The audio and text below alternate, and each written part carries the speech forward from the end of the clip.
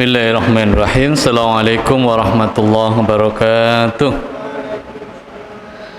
Rabbi israh li sadri wa yassir li amri wahlul 'uqdatam min lisani yafqahu qawli. Amma ba'du. Bapak Ibu hadirin sekalian, mari kita lanjutkan kajian kita memahami, mempelajari hadis-hadis yang tertulis dalam kitab Bulughul Maram, dan hari ini kita sampai di bab yang kedua. Nama kitabnya adalah kitab Al-Buyu'. Al-Buyu' itu adalah kitab yang ketujuh dari, kalau dilihat di kumpulan hadisnya itu di kitab yang ketujuh, dan di kitab Buyu' itu ada 22 bab. Hari ini kita sampai di bab yang kedua. Judulnya adalah Al-Khiyar. Khiyar itu adalah pilihan ketika kita bertransaksi di dalam jual beli. Apa pilihannya? Mau melanjutkan atau tidak? Itu kan tergantung dari kesepakatan kita. Kalau kita mau jual beli dengan seseorang, itu kan tergantung dari kita sepakat apa tidak. Kalau kita tidak sepakat dari sisi penjual, misalnya harganya kurang, maksudnya harga jualnya masih di bawah standar, ya boleh tidak dilanjutkan. Artinya dia boleh memilih pembeli yang lain. Atau di sisi pembeli mungkin terasa terlalu mahal harganya atau kemahalan, dan dia mengundurkan diri. Artinya sebelum diputuskan ya, boleh dia mengundurkan diri karena mungkin harganya terlalu mahal. Nah, Bapak Ibu hadirin sekalian, di bab ini insya Allah kita akan belajar 3 hadis. Jadi bab khiyar ini, bab kedua ini hadisnya ada 3.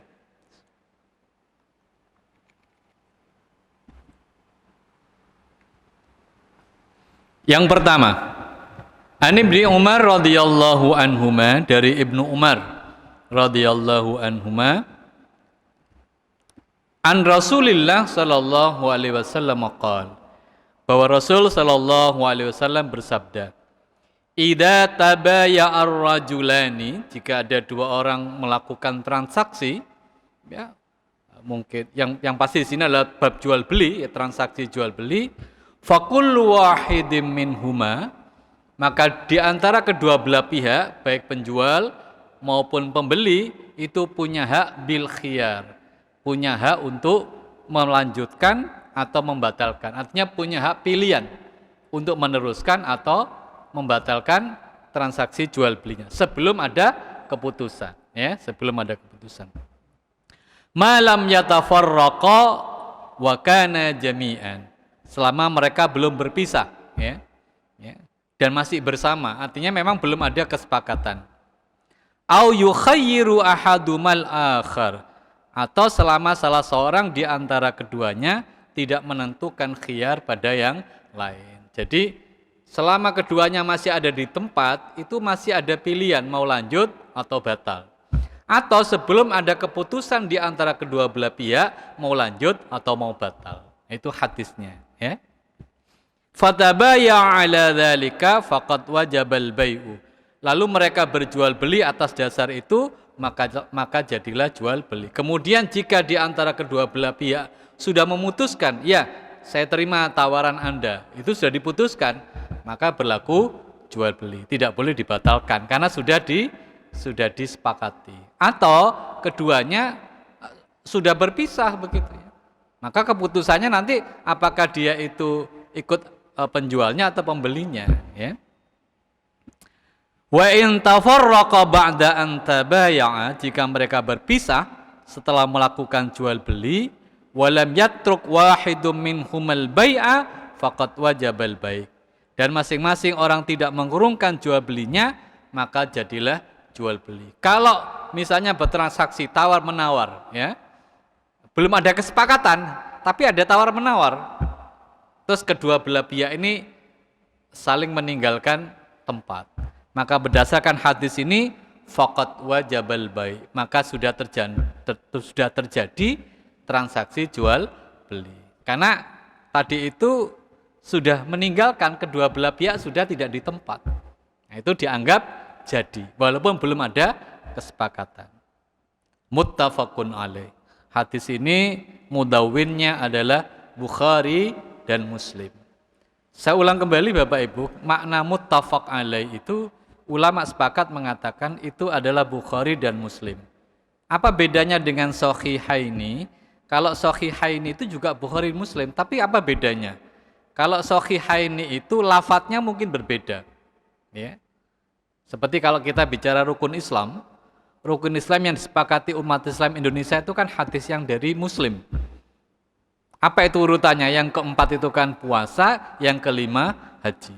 Kalau mengacu kepada Bukhari, yang keempat itu haji, yang kelima baru puasa. Nah, ulama Indonesia mengambil hadisnya Muslim. Jika Muslim meriwayatkan hadis, Bukhari meriwayatkan hadis, tetapi ada lafadz yang berbeda, itu disebut Sahihaini.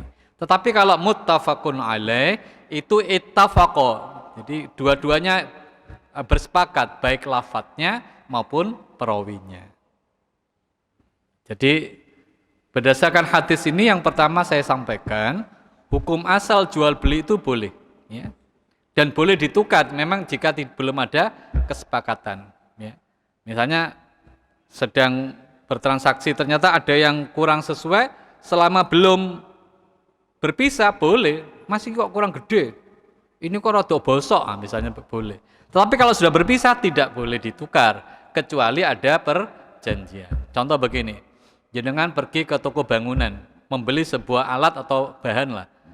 Itu kan biasanya alat atau bahan itu kan berdasarkan instruksi dari tukang, ya. Kalau Anda rehab rumah atau bangun rumah, biasanya tukang ngomong begini, tolong belikan ini barang ini. Nah, itu harusnya ada perjanjian dengan pemilik bahan atau pemilik barang. Mas, nanti kalau enggak cocok boleh saya kembalikan ya. Oh iya, enggak apa-apa. Yang penting segelnya jangan dilepas. Yang penting plastiknya jangan disobek.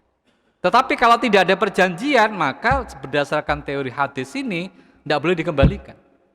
Kan itu kan ada tulisan kan, barang yang sudah dibeli, maknanya dibawa pulang tidak boleh dikembalikan. Itu memang berdasarkan hadis ini.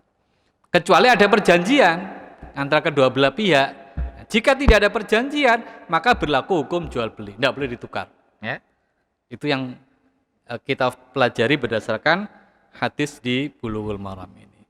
Karena itu saran saya kalau jenengan ragu terhadap barang atau alat yang dibeli itu, dan itu sering terutama saya ini kan tidak ahli di bidang bangunan. Jadi kalau saya ragu itu mesti saya tanya. Kecuali menunjukkan gambarnya itu ya. Itu pun kadang-kadang kalau kita nyampe di toko, itu kan boleh jadi yang sejenis tidak ada, yang mirip tidak ada. Seringkali toko itu memberikan pilihan, ini bisa Pak. Nah kalau saya ragu, saya mesti tanya, boleh nggak saya tukar nanti? Jadi saya bawa pulang, saya tunjukkan tukangnya. Pak, ini tidak ada yang model seperti ini, tetapi yang ada jenis ini. Gimana? Cocok apa tidak? Kalau tukangnya ngomong cocok, ya sudah dipakai. Kalau tidak, saya ke toko lagi. Asal ada perjanjian tadi ngomong, ya. Tapi kalau penjualnya ngomong gini, saya ngomong, Mas ini boleh ditukar enggak? Yang jual bilang begini, enggak boleh, ya sudah, berlaku hukum itu, ya. Berlaku hukum itu, ya. Jadi meninggalkan tempat itu menjadi sebuah keputusan jual beli, kecuali ada kesepakatan, ya. Itu hadis yang pertama. Hadis yang kedua, wa an Amr bin Su'aib an abihi an jaddihi annan nabiyya qala, dari Su'aib, dari ayahnya, dari kakeknya radhiyallahu an, bahwa Nabi bersabda, al-ba'i'u wal mubta'u bil khiyar hatta yatafarraqa. Bahwa Nabi bersabda, penjual dan pembeli mempunyai hak yang sama, yaitu apa? Khiyar, sebelum keduanya berpisah. Illa antakuna safqata khiyar, kecuali telah ditetapkan khiyar. Maknanya kecuali ada kesepakatan. Jika tidak ada kesepakatan, maka meninggalkannya tempat. Jadi kalau Anda datang ke sebuah toko, terus Anda pulang, terus Anda ada yang merasa tidak cocok, itu berdasarkan hadis ini tidak boleh ditukar. Saya ulang kembali, kecuali ada kesepakatan, ya. Karena itu kalau beli mending enak ngomong dulu, boleh ditukar apa tidak kalau tidak cocok, gitu ya. Tapi biasanya yang jual mesti membolehkan itu, selama barang itu tidak diubah, ya. Mungkin kalau ada segelnya jangan dilepas, kalau ada plastik plastiknya jangan dirobek dan sebagainya. Wala yahillu lahu ayyufariqahu khasyata ayyastaqilahu. Dan masing-masing pihak tidak diperbolehkan pergi karena takut jual beli dibatalkan. Jadi maknanya kalau memang sudah disepakati ya harus dilakukan. Jangan sampai ada di antara mereka itu tidak boleh tidak boleh meninggalkan tempat karena takut jual beli dibatalkan. Ya kan tadi kan sudah ada nunggu yang lain nih ya. Orang lain sudah nunggu harga dari kita. Ya. Rawahul khamsah illa Ibnu Majah. Jadi diriwayatkan oleh imam yang 5 kecuali Ibnu Majah. Perpisahan artinya antara penjual dan pembeli itu menjadi syarat khiyar kecuali ada perjanjian sebelumnya. Karena itu saya ulang kembali, lebih aman kalau panjenengan bertransaksi ditanyakan dulu ya. Boleh nggak nih ditukar? Nyampe rumah ternyata nggak cocok, kurang panjang, kurang pendek dan sebagainya ya. Walaupun belum berpisah, jika telah terjadi kesepakatan maka berlaku jual beli. Demikian pula sebaliknya, walaupun masih di tempat, tapi kalau sudah negosiasi sudah final, ya berapa ini Pak? Sekian, oke siap. Walaupun Anda belum berpisah maka berlaku jual beli ya. Itu hadis yang kedua. Hadis yang ketiga. Nanti biar ada waktu untuk tanya jawab ya. Wa Ibnu Umar radhiyallahu anhu maqal, dari Ibnu Umar beliau berkata, dzakara rajulun lin nabi annahu yukhda'u fil buyu. Ada seseorang mengadu kepada Rasul bahwa ia tertipu dalam jual beli. Jadi ya ini bukan hanya di zaman Nabi, zaman sekarang pun ya ada saja orang yang menipu itu ya. Faqala idza bay'ata faqul la khalabah, muttafaqun alaih. Lalu beliau bersabda, jika engkau berjual beli katakanlah jangan melakukan tipu daya. Ya, ini kan repot. Kalau orang memang niat jelek ya mesti melakukan itu. Tetapi kita diminta untuk mengingatkan. Ya. Tapi kadang kalau gimana kalau sudah terlanjur terbeli ya berlaku hukum jual beli. Tetapi kita punya kewajiban mengingatkan kepada penjual, hei mas, jangan curang misalnya begitu. Hei mas, jangan membohongi kami begitu. Dan biasanya orang yang seperti itu mungkin dia dapat laba banyak, tapi sekali kan. Orang itu kira-kira kembali apa tidak yang beli tadi? Mungkin tidak. Bahkan mungkin dia akan ngomongi yang lain, ojo tuku nang kono, apa wonge bujukan. Jangan beli ke sana, kenapa? Orangnya tidak jujur. Mungkin dia dapat laba ya, tetapi orang yang tersakiti hatinya karena tertipu tadi, mungkin minimal dia tidak melakukan itu, atau mungkin dia akan memberitahu yang lain ya. Inilah bab 2 Bapak Ibu hadirin sekalian terkait khiyar. Nah, mungkin nanti Anda akan ketemu dengan hadis begini ya. Apa hukumnya menawar tawaran orang? Jadi ada barang ditawar, misalnya dengan datang, ini berapa Pak? Saya penjual dengan datang. Berapa ini? Saya bilang 500. Anda menawar 300. Terus datang orang namanya B. Jadi A nawar 300, B nawar 400. Boleh enggak? Boleh enggak kita menawar tawarannya orang? Boleh apa tidak? Ulama sepakat mengatakan boleh jika belum ada keputusan. Contoh begini, saya penjual, saya buka harga 500. 300 boleh apa enggak? Oh enggak boleh. Terus ada yang nawar 350, enggak boleh. Itu masih terbuka, tidak apa-apa. Yang tidak boleh itu kalau saya sudah terjadi akad dengan beliau ini si A, berapa ini Pak? 500. 300 ya? Enggak boleh. 350 enggak boleh. 400. Nah, oke, saya jual ke kamu 400. Kemudian datang orang, kamu jual berapa tadi ke A ini? 400. Saya beli 425 ya, itu tidak boleh. Bisa dipahami? Jadi kalau sudah diputuskan harga, itu tidak boleh. Sama seperti kalau kita melamar anaknya orang melamar itu kan pilihannya 2, diterima atau tidak. Jadi misalnya saya melamar kepada seorang gadis namanya A. Pihak keluarga A belum mengiyakan, juga tidak mengatakan tidak. Maka ketika ada B datang untuk melamar A, boleh apa tidak? Boleh. Kecuali kalau A ini sudah diputus, misalnya sudah lamarannya, misalnya namanya C yang ngelamar, ya, ada A ini perempuan, C ini laki-laki. Nah, ketika C ini sudah ditimbang-timbang kan begitu kan sama keluarganya A, terus keluarga A mengatakan, "Iya, saya terima pinangan Anda."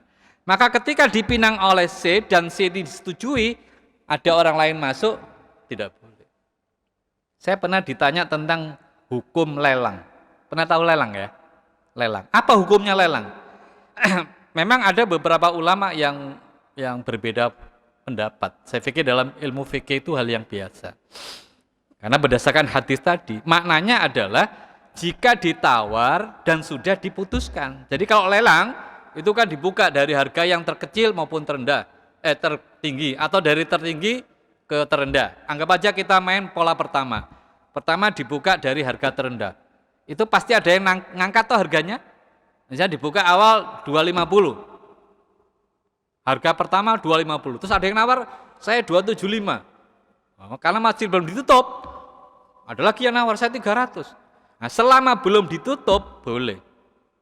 Tapi kalau sudah didok gini ya, sudah saya jual kepada Bapak harga 300. Sudah. Nah, kalau sudah diputuskan begitu, ketika ada orang datang, tidak boleh masuk. Ya. Kecuali memang niatnya menipu, itu tidak boleh.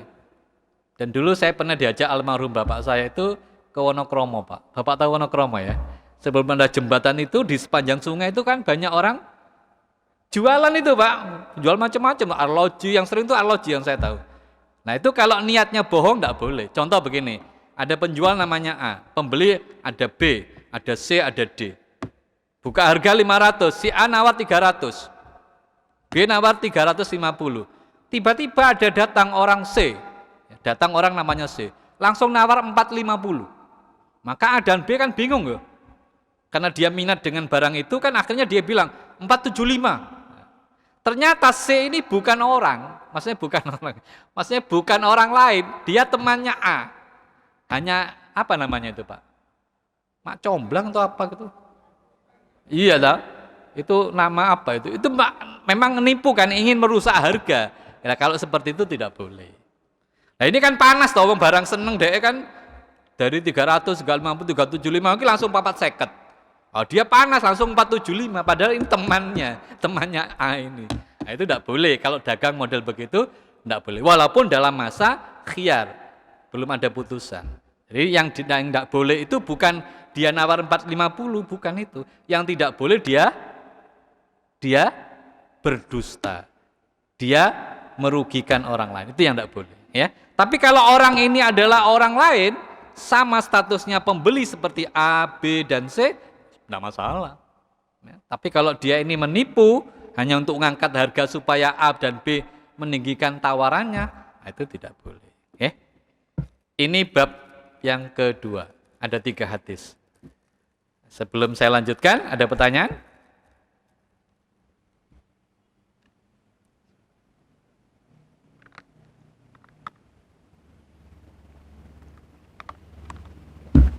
Sudah jelas semua, Pak? Oke, alhamdulillah. Masih ada waktu, saya lanjutkan ke bab berikutnya. Bab yang ketiga. Ya. Ini kita bicara tentang rukhsah. Rukhsah di bab tentang aroya atau aria, ya. Aria itu begini Bapak Ibu. Seringkali ada orang itu punya punya modal, tetapi dia tidak bisa mengelola, sehingga dia kan menunjuk orang untuk mengelola modalnya itu. Misalnya dalam sebuah, saya punya lahan misalnya, kemudian anggap aja sawah ya, sawah atau kebun lah misalnya. Kemudian saya tidak pandai bercocok tanam, maka saya mengangkat orang untuk mengelola lahan saya. Andai kan nanti suatu ketika terjadi panen misalnya, saya boleh menjual, itu kan kalau panen punya siapa? Punya pemiliknya kan? Nah, boleh saya jual kepada orang lain, termasuk kepada yang ngurusi tanaman tadi. Mari kita belajar hadisnya. Ada 7 hadis ya di bab ini. Nanti kalau enggak nyampe di adzan ya kita berhenti dulu ya. An Zaid bin Sabit anna Rasulullah rakhasa fil araya. Dari Zaid bin Sabit bahwa Rasul sallallahu alaihi wasallam memberi keringanan di dalam ariyah. Ariyah itu adalah pohon yang diserahkan perawatannya pada orang lain untuk diambil buahnya.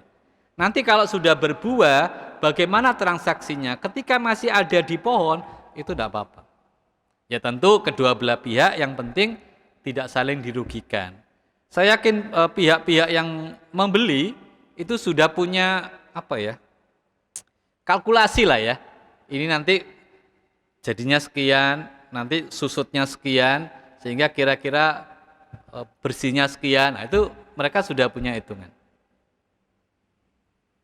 Antubau bi kharsiha kaila, untuk dijual buahnya dengan tangkainya dengan menggunakan takaran. Jadi masih ada tangkainya, baik tangkainya yang masih di atas maupun tangkainya sudah di bawah. Karena tangkai itu ya kalau dihitung itu kan ada timbangannya juga kan. Tapi saya ulang kembali, biasanya orang yang model begitu sudah tahu,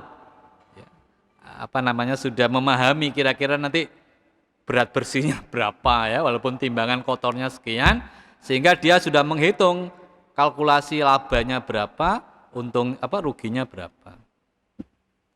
Wali Muslim rakhasa fil ariyah. Kalau berdasarkan lafaz dari Muslim ada kalimat rakhasa fil ariyah, memberi keringanan dalam ariyah.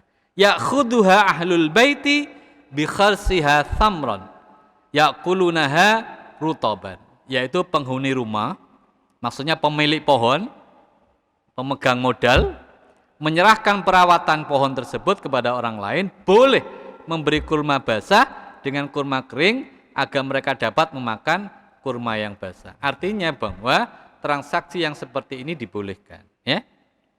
Jadi bolehnya menjual buah yang masih di pohon. Tentu ada perakiraan, beratnya seperti apa, susutnya seberapa, ya. Yang penting tidak saling merugikan dan tidak ada unsur kebohongan. Hadis yang kedua. Wa an Abi Hurairah anna Rasulullah rakhasa fi bai'il araya bi kharsiha. Jadi dari Abu Hurairah bahwa Nabi memberi keringanan menjual buah kurma ariyah. Ariyah itu maksudnya yang masih basah ya, di tangkainya. Ya. Ada dua pemahaman di sini. Yang ada tangkainya sudah dipetik atau bahkan yang masih di pohonnya. Pemahamannya ulama-ulama begitu maknanya, ya.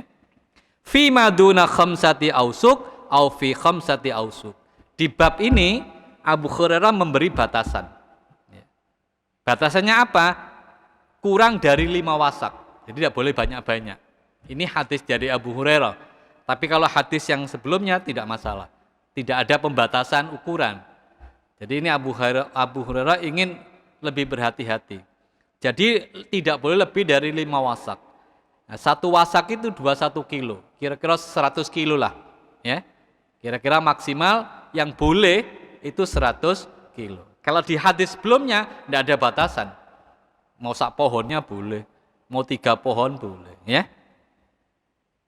Jadi kalau berdasarkan hadisnya Abu Hurairah, jual beli araya itu atau ariyah itu ada batasnya. Berapa itu?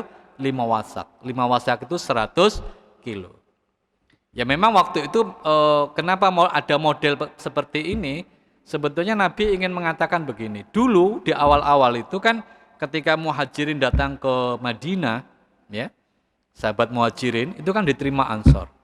Nah, bagaimana Nabi bisa mempersaudarakan muhajirin dan Ansor? Itu Nabi seringkali memberikan banyak kemudahan-kemudahan. Ya. Termasuk orang-orang Ansor di tempat di Madinah itu seringkali banyak memberikan sesuatu kepada muhajirin. Ya. Termasuk diantaranya ini. Hadis yang ketiga. Wa an Ibnu Umar radhiyallahu anhuma qala, dari Ibnu Umar, naha Rasulullah an bai'its thimar hatta yabdua salahuha. Nabi melarang menjual buah-buahan yang belum kelihatan baik. Artinya ini belum pasti ini sido mateng apa enggak gitu ya. Buah ini mateng apa enggak ya. Nahal bai'a wal mubta'a muttafaqun alaih. Beliau melarang penjual maupun pembeli. Jadi kalau buah ini belum jelas matengnya itu tidak boleh dijual. Maksudnya apa? Kalau ini misalnya jual mangga di pohon, ini kira-kira iso mateng apa enggak? Kalau enggak jangan dijual. Wa fi riwayatin wa kana idza su'ila an salahiha, dalam riwayat yang lain dikatakan beliau pernah ditanya, yang dimaksud salahiha itu apa sih? Yang dimaksud baik itu apa? Qal hatta tadhaba ahatuhu. Beliau mengatakan sampai penyakitnya hilang. Jadi kalau ada buah yang berpenyakit, misalnya apa itu Pak? Kena apa itu? Wereng atau apa itu kan penyakit ya. Itu kan berarti ya kata Nabi itu membahayakan. Dari sisi penjual pembeli tidak boleh. Maka ditanya sampai kapan? Sampai hilang penyakitnya. Jelas hilang gitu loh ya. Kalau memang masih ada penyakit, ada macam-macam tidak boleh ya. Ini maknanya bahwa transaksi itu harus jelas. Ya. Dan yang kedua, ini kita diminta untuk hati-hati. Ini adanya 59, betul ya? Nggih, Ustaz, 59, ini masih ada waktu. Saya lanjutkan. Wa an Anasin bin Malik anna Nabiyya sallallahu alaihi wasallam qala, dari Anas, maksudnya Anas bin Malik, anna Nabiyya naha an bai'its thimar hatta tuzha.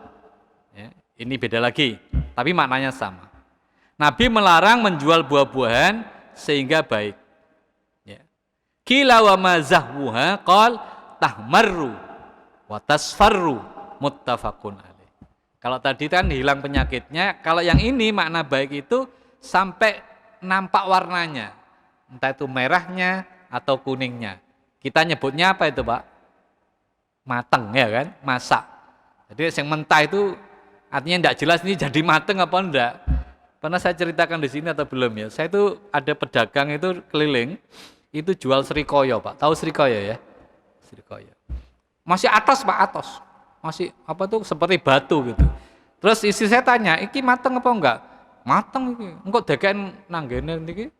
"Ini apa, Pak? Lantai ya?" "Wis jarno ae rong dino kok lak mateng."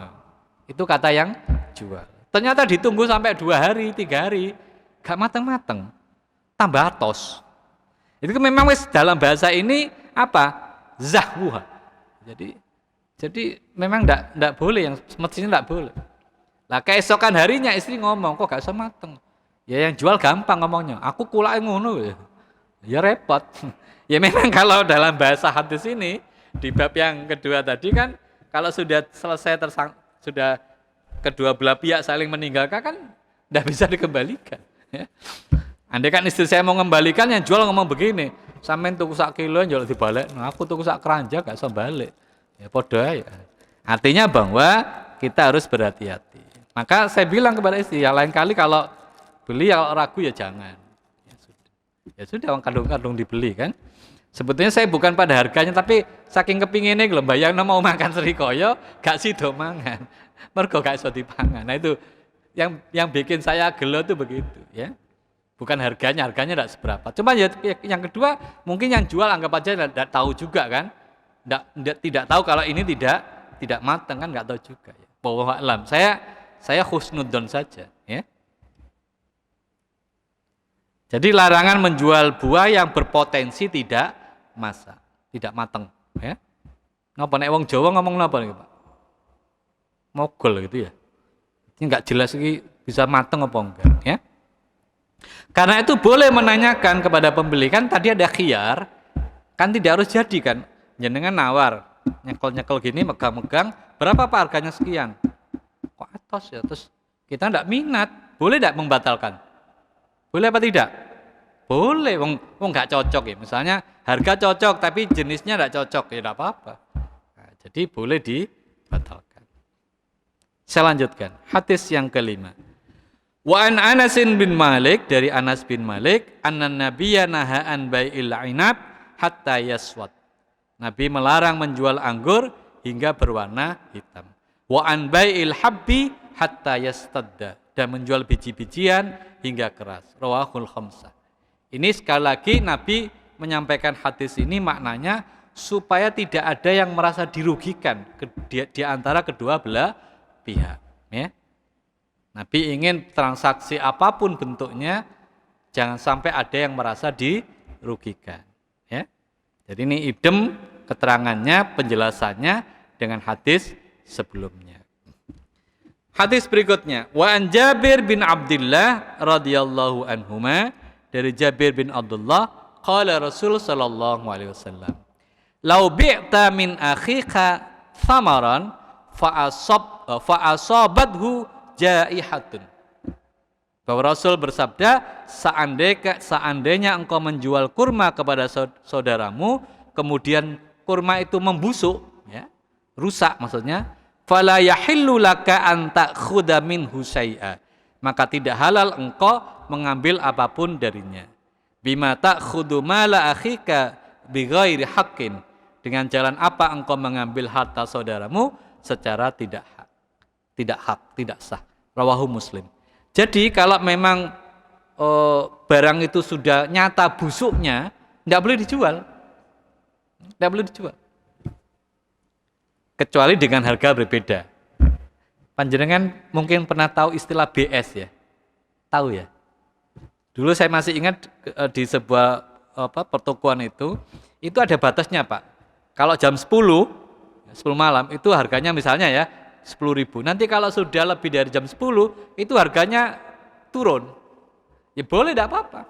Selama memang masih layak makan atau layak minum. Apa namanya, barang sisa mungkin ya. Itu kalau perusahaan-perusahaan besar yang sudah dimasak itu kan tidak boleh dijual ulang melebihi dari batas waktunya, karena itu biasanya diobral. Nah, jadi kalau begitu boleh asal kita mau. Atau misalnya kalau memang misalnya roti sak bungkus isinya 10 potong gitu. Terus misalnya ada jamurnya itu 1 misalnya. Ya. Yang lain kan ini ya kalau diteruskan ya ono jamure tapi kan belum waktunya. Maka penjual mesti harus mengatakan, ini ada jamurnya Mas, mestinya harganya 10.000, saya jual 5.000, boleh. Tapi kalau ono jamure dia tidak ngomong, dijual dengan harga sama, tidak boleh. Ini berdasarkan hadis ini, ya, dari Anas bin Malik. Maka pilihannya apa ya? Kalau Anda pegang-pegang, nawar-nawar, terus kok ada yang rusak, boleh dibatalkan dengan catatan Anda belum pergi lah ya, masih di tempat. Berapa nih harganya? Sekian. Anda lihat-lihat, pilih-pilih, pilah-pilah, loh kok sing bosok, wis gak sida tuku. Nah, enggak apa-apa. Atau mungkin kalau penjual mengatakan, sudahlah saya beri potongan 10%, 15%, mau enggak? Enggak apa-apa. Jadi yang demikian itu boleh. Tentu maknanya adalah supaya tidak ada yang dirugikan, ya. Karena itu kan setiap makanan atau minuman itu kan pasti ada expirednya. Walaupun para dokter mengatakan bahwa expired itu bukan di hari itu ya.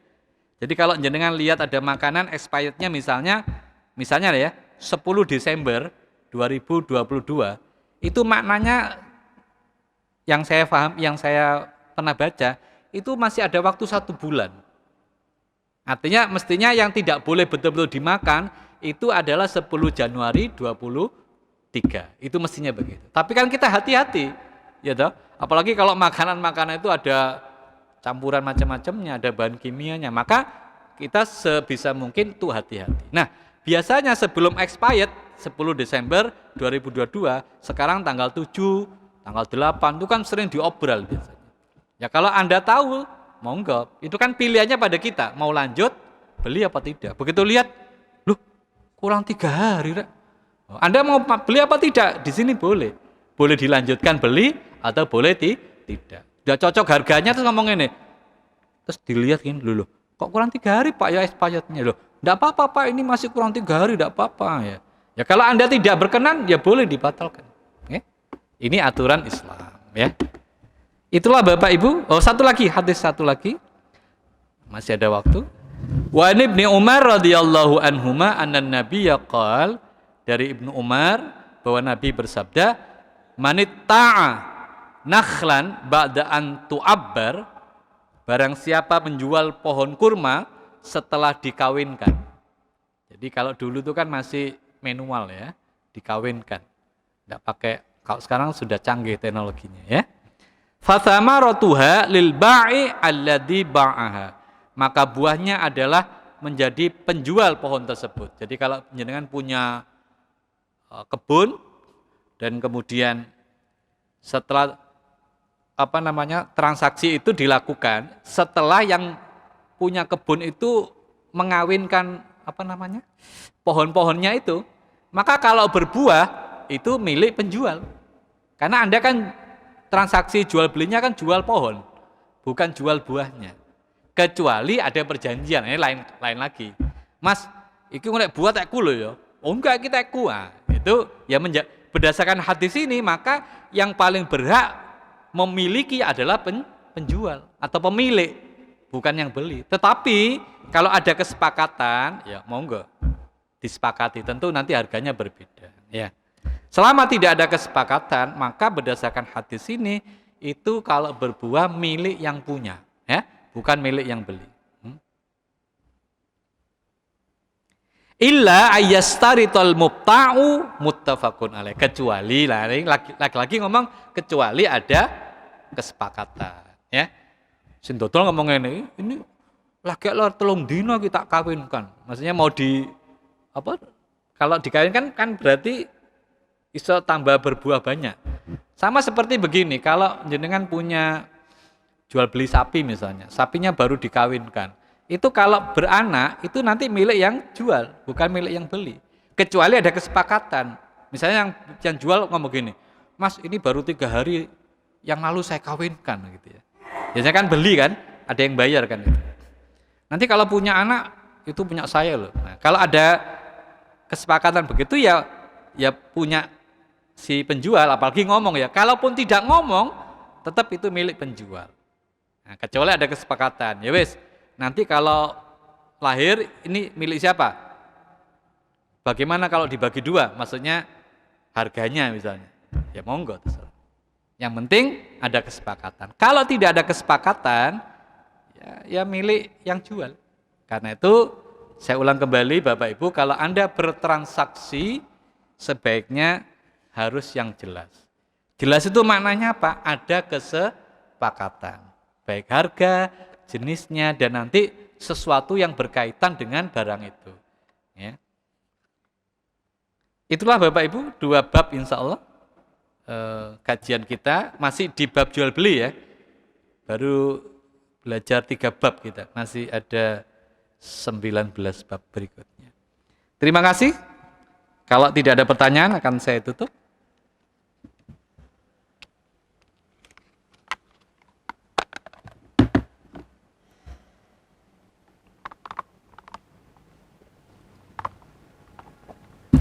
Sudah jelas semua nggih Pak? Oke? Jelas? Insya Allah ini sudah kita amalkan ya. Hari ini kita belajar teorinya, belajar hadisnya.